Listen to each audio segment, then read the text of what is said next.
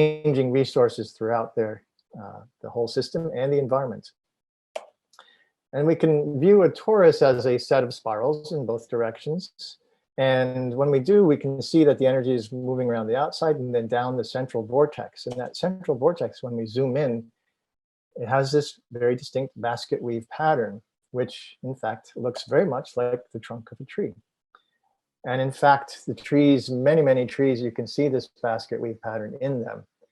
And upon analyzing the geometry of that basket weave, simply taking the phi scaling angle and putting it over that pattern, we find that it's exactly using that geometry, that proportion, and that angle to create this basket weave pattern. Here's another example of a massive redwood tree in California with the basket weave pattern, and here's the phi scaling angle applied to it. And you can see how precise it really is at this massive scale. And so you can see this is a cohering energy pattern that is showing up as form in many ways in nature, and how nature is, basically applying this to create coherence in the energy dynamics. Here we see it as it appears in the sand on the beach. So this is when the wave comes in up onto the sand and then it pulls back out. It leaves this basket weave pattern in the sand that I kept looking at and thinking, I bet you that's the same angle. And sure enough, it's exactly the same angle.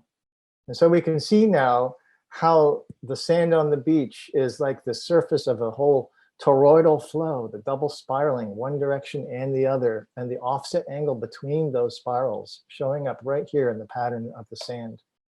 We can even see this basket weave in the surface of the ocean.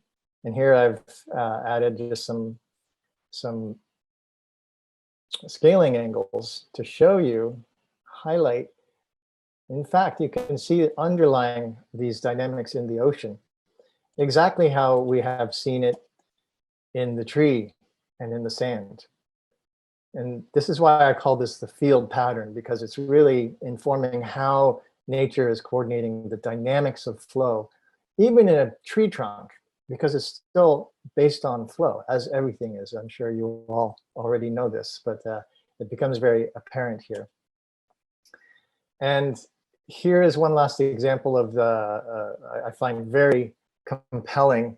It's not the last example, but in this section here, of spherical refraction. My friend Clay Taylor studied the refraction of sunlight through a crystal sphere, the most fundamental form, and made this illustration of the spectral lines and the angles of that refraction, and it's exactly the same phi scaling angle. So even the most fundamental geometric form and the most fundamental relationship of light being refracted through matter is showing the exact same scaling angle. I wanted to just share with you some other examples of this angle in nature. You can find it in the starfish, in the seashell cone shells, in this fan shell here.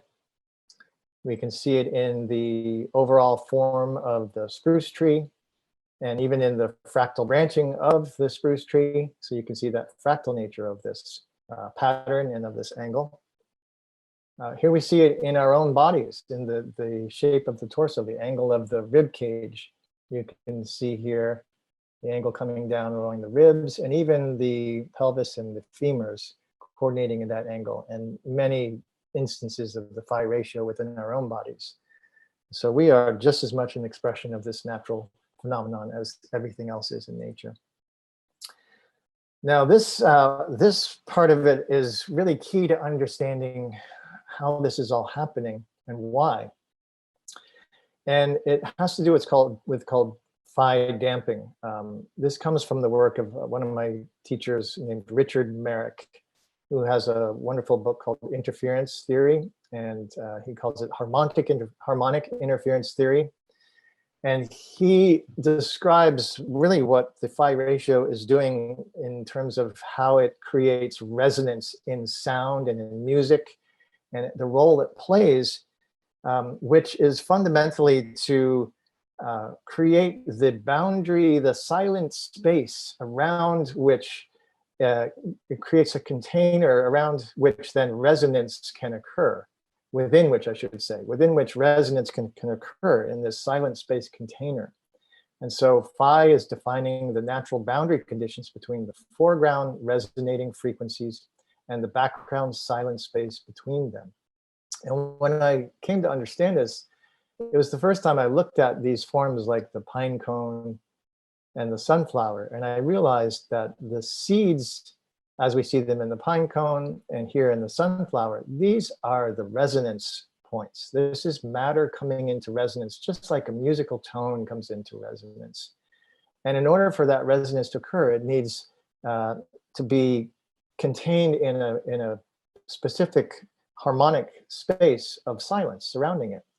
And so this space between all these seeds is what the phi ratio is doing in order for that resonance to even occur in the first place. And I found it to be extremely profound insight and very helpful to understand how these dynamics are working. And he describes these as what he calls phi damping wells, which are basically, there's a threshold above which, and the ratio is 13:8, which is really based on the musical octave. And the music system is very much based on the phi Fibonacci number system. So above this ratio, the frequencies come into whole number resonance that we experience as music and overtones. And below this, the frequencies that are no longer harmonious, that are no longer in the ratio of whole numbers with the source frequency, they get basically taken down into these little vortices that bring it back to the 0-point field. Basically cancel it back out using these Fibonacci numbers. I think it's a very profound insight and can inform a lot of our harmonic science study yet to come. Now, this vortex would be the same phi scaling angle because it's based on the same ratio of numbers, just as we derive that angle from. So this shows really the fundamental nature of the phi ratio, its role in the universe to provide both damping and resonance, and how the mechanics of that can be understood to be working. Finally, I just wanted to highlight its relationship to the Russian pyramids, which I'm sure you're all very familiar with. I'm sure more so than even I am in your vast years of study of the pyramids. Of course, the Russian pyramids are very steep in their angle, very tall and narrow in their geometry. And in fact, that is based on the exact same angle, this phi scaling angle. So this particular form of pyramid is directly correlated to what we see occurring throughout nature, as I've just shown you, in all sorts of ways.